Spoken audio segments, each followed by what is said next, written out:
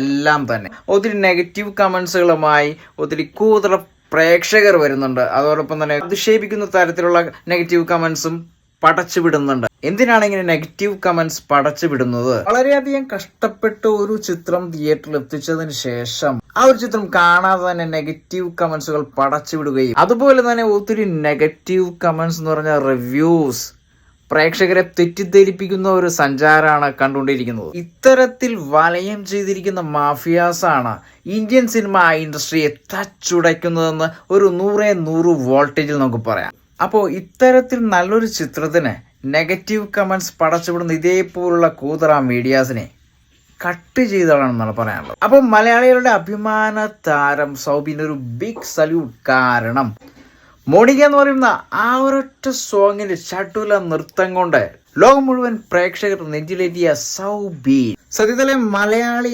ആക്ടേഴ്സിന് Tamil cinema ഇൻഡസ്ട്രിയിൽ ഒരു വലിയ സ്ഥാനം തന്നെയാണ് ഇപ്പൊ ഈ അടുത്ത ഒത്തിരി ചിത്രങ്ങളിൽ നൽകിയിരിക്കുന്നത്. അത് മാത്രമല്ല, തമിഴ് സിനിമ ഇൻഡസ്ട്രിയിൽ മലയാളി ആക്ടേഴ്സിന് കിട്ടിയിരിക്കുന്ന ആ ഒരു പ്ലാറ്റ്ഫോം ഗംഭീരാക്കിയാണ്.